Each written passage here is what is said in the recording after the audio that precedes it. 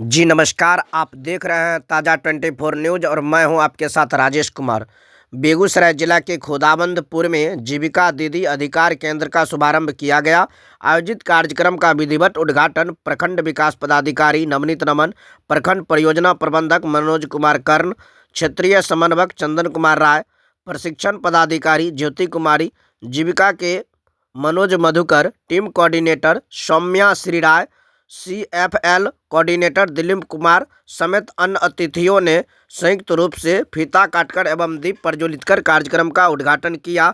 इस मौके पर CLF की अध्यक्ष सुनीता देवी, जननी CLF की अध्यक्ष हीरा देवी, आदि शक्ति CLF की अध्यक्ष प्रियंका देवी, CF रीना कुमारी, MBK पिंकी कुमारी समेत अन्य आगत अतिथियों को मिथिला परंपरा के अनुसार चादर, माला व बुके देकर स्वागत किया।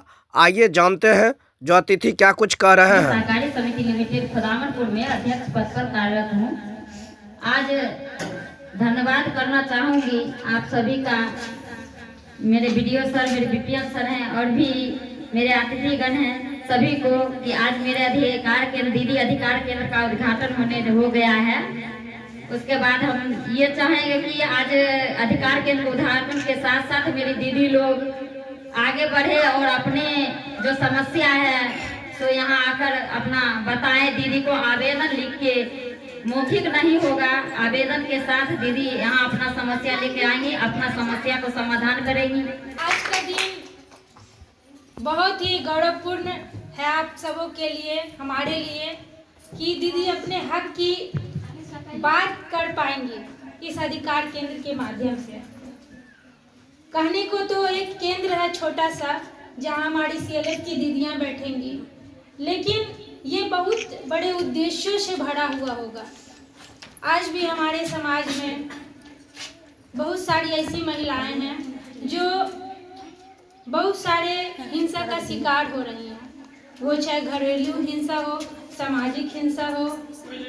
तो उन सबों के निपटारे के लिए ये अधिकार केंद्र का उद्घाटन हुआ है। बिना किसी को बताए गुप्त रूप से यहाँ पे समाधान किया जाएगा और दीदी बेझिझक अपनी समस्याओं को यहाँ पे बता पाएंगी। जानने के लिए अधिकार केंद्र खोला गया है। या आप कहीं पीड़ित हैं, या घरेलू हिंसा से पीड़ित हैं, या घरेलू कुछ मारपीट से पीड़ित हैं, या घर में कुछ आपके साथ बेवजह हो रहा है, तो आप अपनी बात कहाँ रखेंगे? रख नहीं पाते हैं, न घर में, न समाज में, न कहीं रख पाते हैं। तो उसके लिए अधिकार केंद्र खोला गया है कि आप अपनी बात को यहाँ रख सकते हैं और आप अपनी समस्या को रख सकते हैं और आप अपनी समस्या का समाधान यहाँ किया जा सकता है। सिर्फ यहाँ एक पक्षीय नहीं होगा, ये दोनों पक्ष से सुना जाएगा।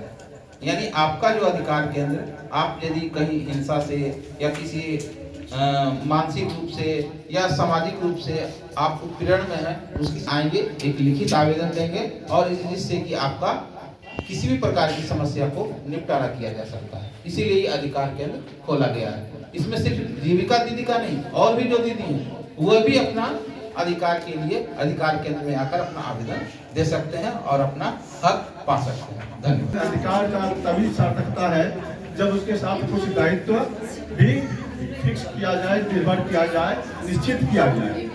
तो ये जो अधिकार केंद्र है, जीविका दीदी का अधिकार केंद्र है, लैंगिक हिंसा के खिलाफ होगा। महिला शब्द से ये नहीं कि हम महिलाएं ही हैं, लैंगिक हिंसा जिसके भी प्रति हो, पुरुषों रहते हैं, महिलाओं रहते हैं, खासकर महिलाएं ज्यादा हैं, इसलिए जीविका दीदी का अधिकार केंद्र नाम दिया गया। लेकिन हिंसा तो किसी के भी साथ हो सकता है ना। तो हमारी जो देखने की नजर होनी चाहिए, पारदर्शिता पूर्ण होनी चाहिए कि हमारे आपके फैसला से, हमारे आपके डिसीजन से किसी भी एक पक्ष को ये ना हो, आत्मग्लानि ना हो। एक दो मामले अभी आए भी हैं। हमारा कैसे समाधान हो, कैसे गरिमापूर्ण जीवन दीदी को जो चाहिए, अधिकार है, जन्म से ही अधिकार है, वो उन्हें मिले बिना किसी से समझौता किए हुए, बिना किसी के गरिमा को ठेस पहुंचाए हुए।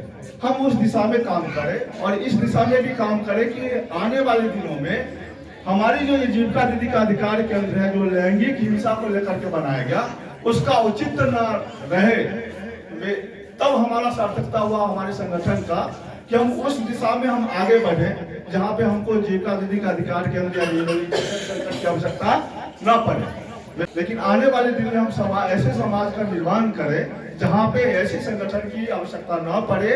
हम जब ऐसे केंद्र की आवश्यकता पड़े जहाँ पे हम एक कदम समाज को आगे ले जाके पहुंचा सके, उसके लिए प्रयासरत करता है। फिर से हम एक बात कहेंगे कि अधिकार के साथ साथ कर्तव्य बोध भी जुड़ा रहना चाहिए, तभी वो उसका कोई मीनिंग होगा, अर्थ होगा। धन्यवाद। हम ज्यादा समय नहीं तो CLF में सुधरेंगी और CLF भी नहीं सुधार पाएगा, तब हमको दीदी अधिकार केंद्र का सहायता लेना है। ऐसा नहीं है कि दो दीदी पैसा नहीं चुका रही है, मतलब कुछ भी ग्रुप का भी बात हुआ और तुरंत दीदी अधिकार केंद्र खुला है, हमको वहां जाकर के दर्ज कर देना। ऐसा नहीं करना है। क्या करना है? पहले अपना समूह में बातचीत करना है। समूह सुधार लिया तो हमको और बाहर जाने की जरूरत नहीं है। तो कोशिश करेंगे जो मुद्दा जहाँ सॉल्व होना चाहिए उसको वहीं रखने के लिए। और मतलब मुद्दा खाली ये नहीं होगा कि घरेलू हिंसा का मामला आया, कुछ ऐसा आया, वही आएगा। किसी भी तरीके का सामाजिक मुद्दा है वो आ सकता है, लेकिन उसका स्तर पहले आप लोग देख लीजिए कि समूह में वो सुधर सकता है, ग्राम संगठन में सुधर सकता है, CLF में आ सकता है, या हमको दीदी अधिकार केंद्र तक जाना पड़ेगा। लगातार मांग की जा रही थी जीविका के द्वारा, वो फाइनली आज हमने इस स्थान को एक उद्घाटन के तौर पे इसको चुना है।